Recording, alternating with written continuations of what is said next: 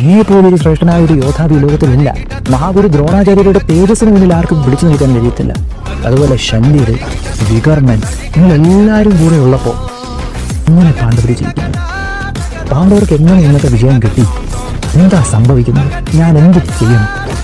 ഉടനെ ഭീഷ്മർ പതുക്കെ അടുത്ത് വന്നിട്ട്, മോനെ, പാണ്ഡവരെ തോൽപ്പിക്കാൻ പാടാണ്. കാരണം അവിടെ ഒരു വലിയ സംഭവമുണ്ട്. അതെനിക്ക് നേരത്തെ അറിയാവുന്നത് കൊണ്ടാണ് പാണ്ഡവര് സമാധാനത്തിന്റെ മാർഗം സ്വീകരിച്ച് വരുമ്പോൾ അവരുമായിട്ട് സമാധാനത്തിൽ ഏർപ്പെട്ടവർക്ക് കൊടുക്കാനുള്ളത് കൊടുത്തവരെ ഒഴിവാക്കിയിട്ട് നിനക്ക് ആസ്വദിക്കാനായിട്ടുള്ള എല്ലാ കാര്യങ്ങളും ആസ്വദിച്ച് ജീവിക്കാൻ നിന്നോട് പലതവണ പറഞ്ഞു. നീ കേട്ടിട്ടില്ല. ഞാൻ പറയുന്നത് നീ വ്യക്തമായി കേട്ടുകൊള്ളണം.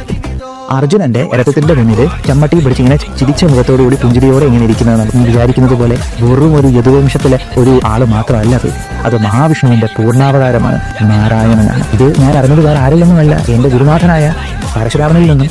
അതുപോലെ